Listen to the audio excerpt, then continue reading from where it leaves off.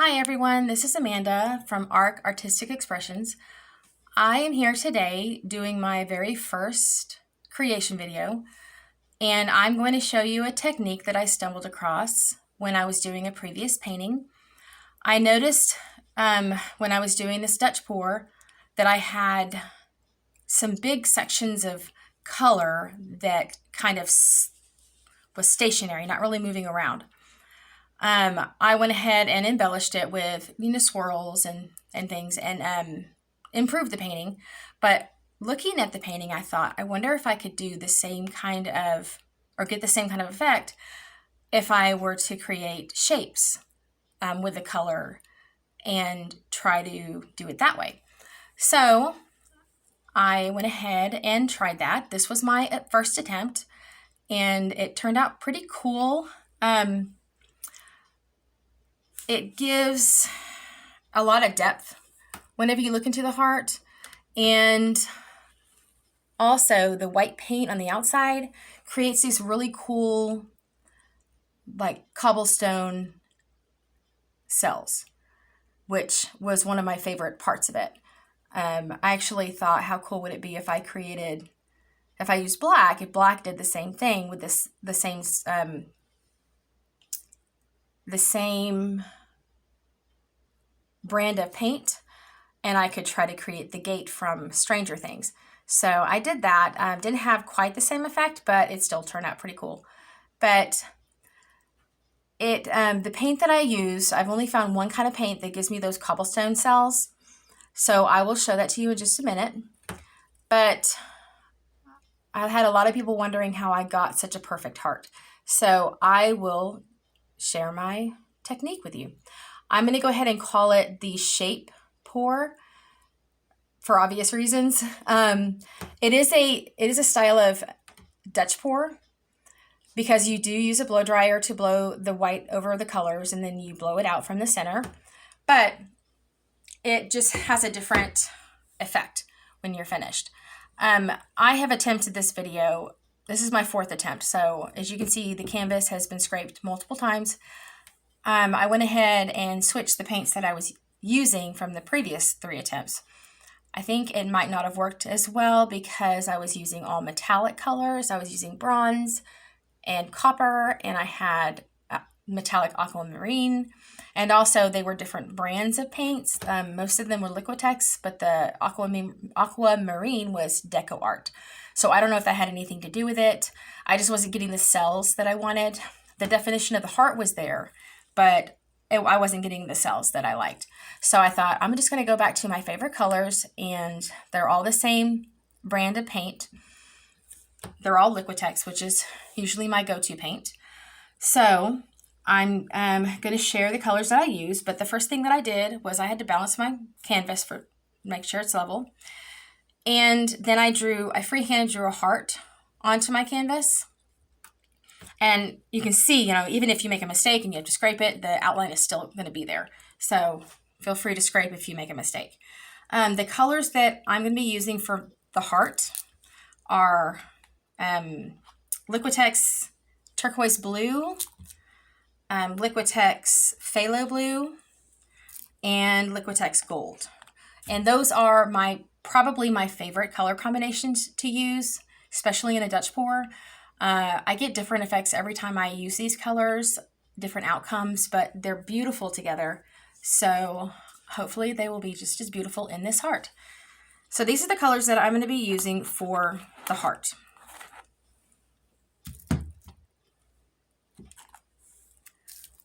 Now the white that I use, that gave me those awesome cells, is just your typical apple barrel white matte. So this is what gave me those really cool cells. I've tried to use this for Dutch pours before, and I would always get the white cells that would pop up like in the color. I wasn't a big fan of that, so I do have a specific paint brand that I love to use for my regular Dutch pours, but for the shape pour, this is what I'm going to be using. This is what I like. So the consistency of my paint, I don't really have a ratio. I do measure it out. I do 30 milliliters of paint to 70 milliliters of American Floetrol. Then I'll mix that, and then I'll add water a little bit at a time until I get the desired consistency that I like. I'm using the same consistency that I use for my regular Dutch pours. It is a little thicker than most people use. I just like it this consistency. It works well for me, but I'm going to try to show you what the consistency is. Let me see if I can get this to work right. I have a really hard time because of my shadow showing you as it's pouring in. I'll get a little closer. Hopefully it doesn't blur. But as you can see, it does make a little mound. It's not nearly as thin as most Dutch pour consistencies, but it works for me.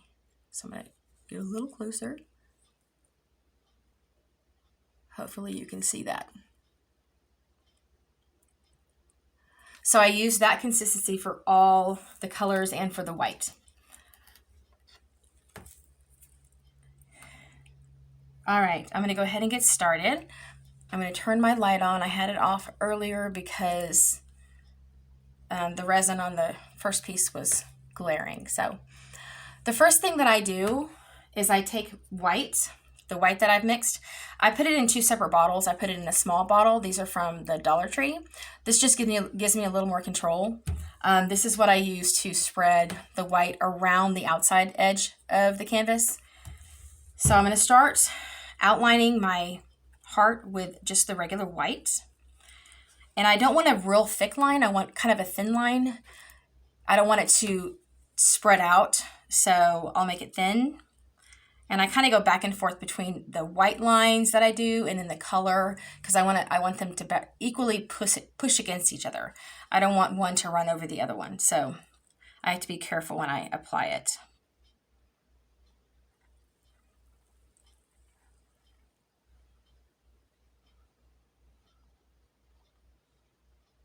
So I'll do a white line first. That's a little too thin.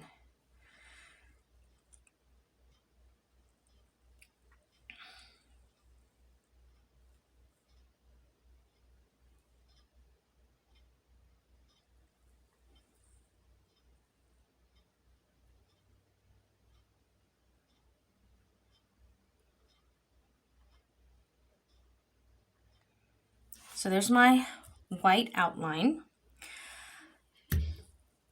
Then I have a couple bubbles. I'm going to pop those because they're going to bother me if I don't pop them.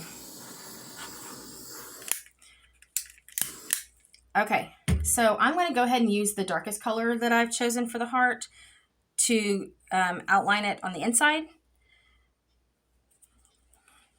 So I'm going to use the Phthalo Blue.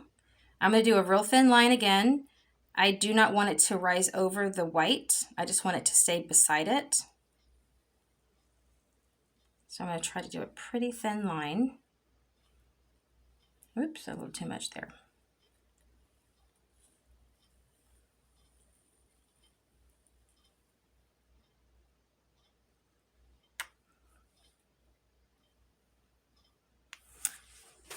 And I can see that my white is starting to go over my blue, so I'm going to add another layer of blue here.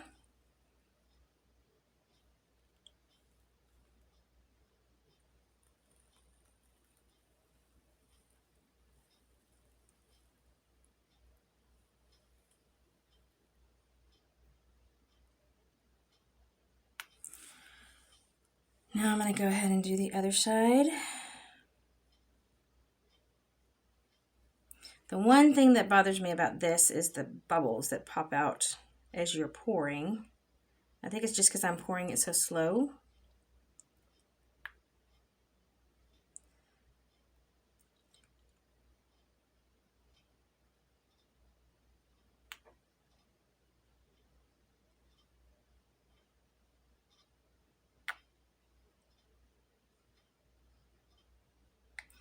All right, I think I'm going to go ahead and add another layer of blue, another line of blue.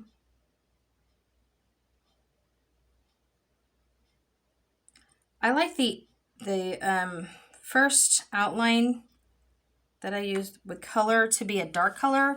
It tends to pop out after I've blown it over, so you can see the outline of the heart. I'm not going to add any more white on the outside right now. I don't think it's going to move anywhere. So I'm going to go ahead and add some gold into this. Oops, it would help if I opened it.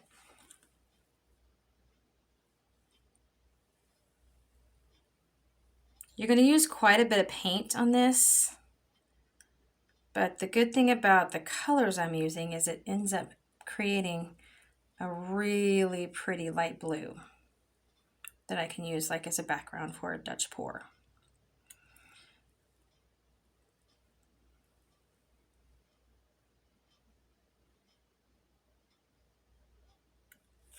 All right, there's my gold.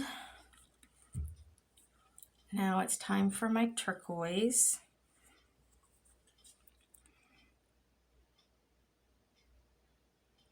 Now, when I do blow this out, you don't necessarily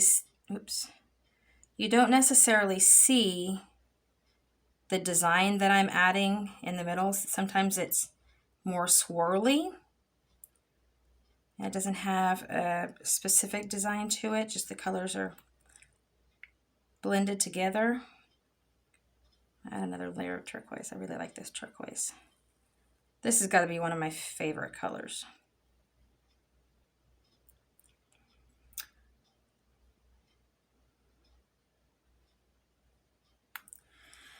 Now, I want to make sure my heart does not move around. So I'm going to add one more layer of white on the outside. Just trying to keep an equal force of paint pushing against each other.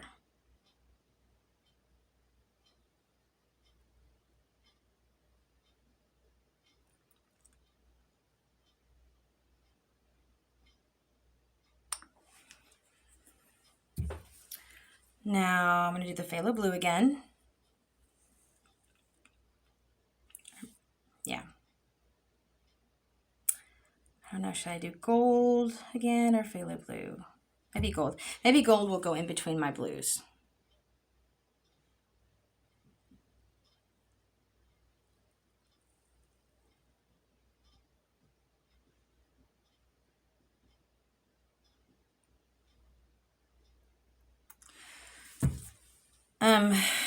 Just while I'm doing this, I'm going to go ahead and go back to phthalo blue.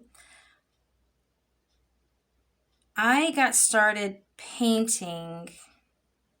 I never even had the desire to paint or the urge to paint until my neighbor and best friend Tori introduced me to it. I was supposed to get a painting to match my living room decor, and I sent her the picture of the painting and I asked her what she thought of it. And she said, "You can make that." So it kind of started from there. I was a little ambitious and went and bought the massive painting canvas, which is still unused, untouched in the package in the dining room because I am not there yet at all. But she introduced me first to chain pours. She'd watched lots of videos on different techniques and she'd done some at home, which I didn't know. This was all new to me. And then I started doing the chain pours and I really enjoyed it. And from there I did flip cups and other technique. The flip cup technique, the swipe, and then I went to the Dutch pour, which is by far my favorite way to paint. I love the Dutch pour, although it's definitely a love-hate relationship because I am really, really picky when it comes to how my work turns out. I have a bad habit of not walking away once I've finished the first initial blowout, and then I fiddle with it. I think I can fix, I need to use the other paint. I think that I can fix this one section here or this one section here, and then I end up swiping that section and starting over, and it doesn't turn out the way I want it to turn out. And then before you know it, I've blown it off again. I've swiped it and tried again, and then swiped again and tried again, and swiped again and tried again, and just gotten to the point of being frustrated and hating painting because I'm not doing a good job. But I need my coach with me who is my best friend Tori. She is very helpful. She lets me know. She's I call her my don't touch it coach, because she knows how bad I am when it comes to fiddling with something that should not be touched. Usually the first attempt that I have is my best one, and I mess with it. And then it just leads to frustration and then exhaustion because I'm up all night trying to make a painting I like. So anyway, enough about that. So what I'm going to do now, I'm going to torch it and get rid of the bubbles. I've got my fingers crossed that this one works. I've done 3 videos before this and have been disappointed each time. Not because they didn't turn out pretty, but because the effect that I was going for, that I wanted to show you, wasn't happening.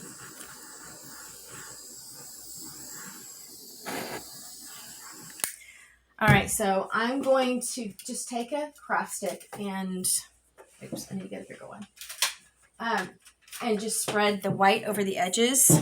I don't have to do this, I don't think, because I'm going to end up blowing it over the edges anyway, but it's just kind of a habit. I have to have my edges done. But even when I pull this paint over the edges, I still have plenty of white paint to blow over the side. I still might add a little bit more on this one just to see if it changes the effect. All right.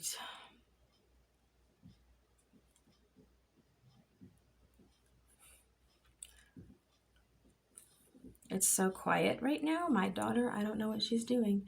She should be in bed right now, but we're on fall break, so she's not in bed yet. But it is extremely quiet. I have 2 dogs, and I don't know what they're doing. I started out painting in my garage, and when the bugs got the better of me in the evening, my husband bought me one of those screened,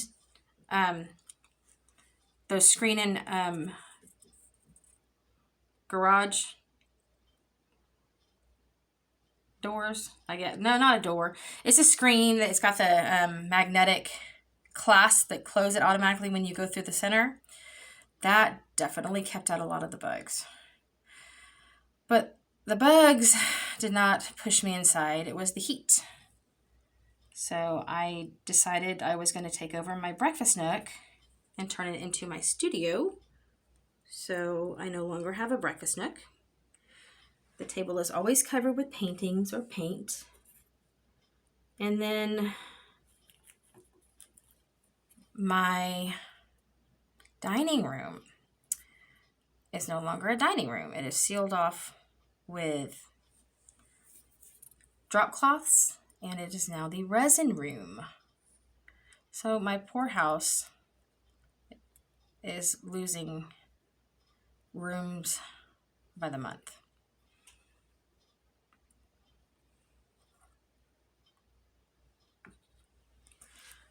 Normally I'm here listening to Morgan Wallen, who is like one of my favorite artists ever.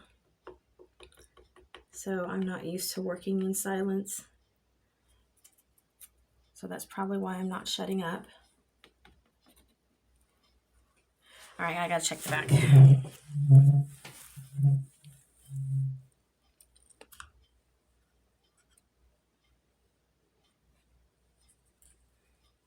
Looks pretty good, so I think I'm gonna go ahead and add a little more white. I don't think that's gonna have much of an effect, I don't know. Now I'm gonna blow it out, or sorry, use my torch and get rid of those bubbles again.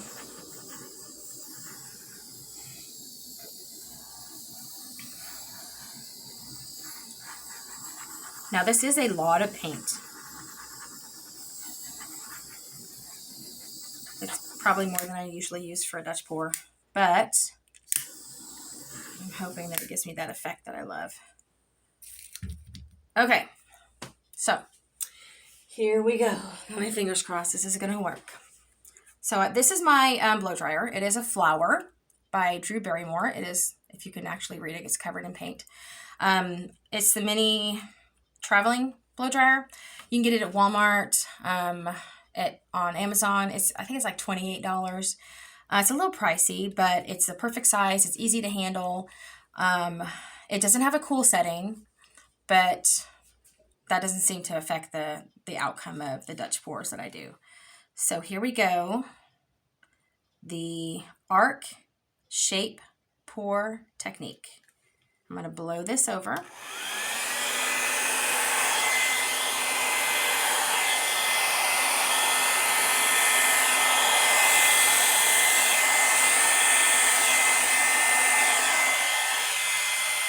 Now, it's a big pile of paint in the center.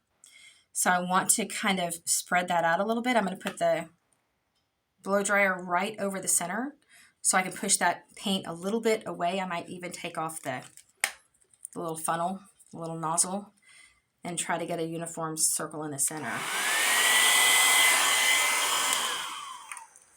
Now to blow the colors out, I'm going to put it on the high setting because it's a lot of paint. So what I'm going to do is blow it out from the center, down, then up, then left, or right, then left, and then I'll blow the corners out.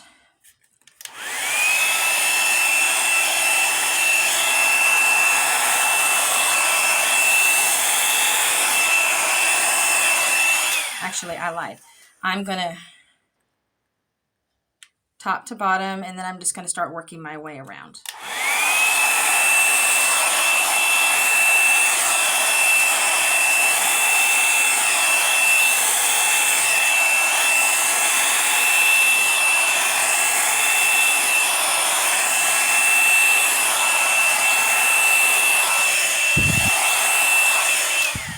Ah, that is turning out so much better than the other one. I really do. See, I'm getting those really cool cobblestone cells. They're already popping up. I really think that trying to do it with metallics and then also that Deco Art, which has a different density than the rest of the paints that I use, I think that interfered with the cells that I was trying to get. Because these cells look awesome. I think I'm going to blow this little part out a little bit.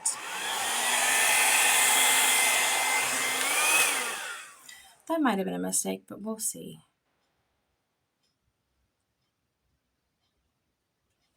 I can always add some white dots to that center part. Here's my trusty bendy straw that I use quite a bit.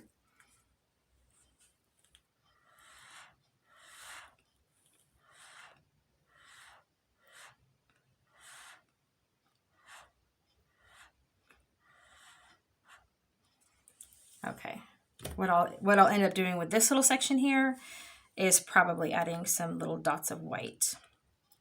But I'm definitely getting the effect that I was looking for. It's very easy to tell that it is a heart. Now, for these sections here, like this section here and this section here is going to drive me crazy. So I will add some white to those parts.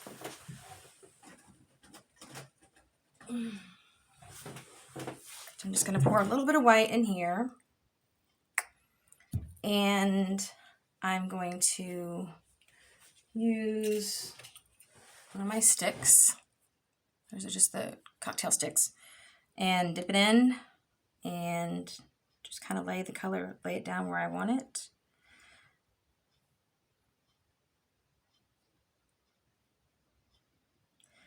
And the cool thing is the color, the blue and the turquoise should start to seep into those cells that I just added.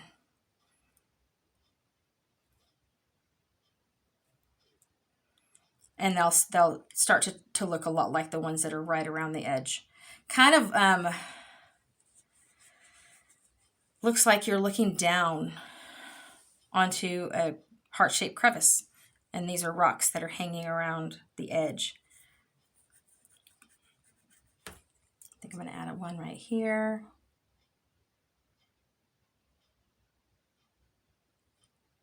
And one more right there.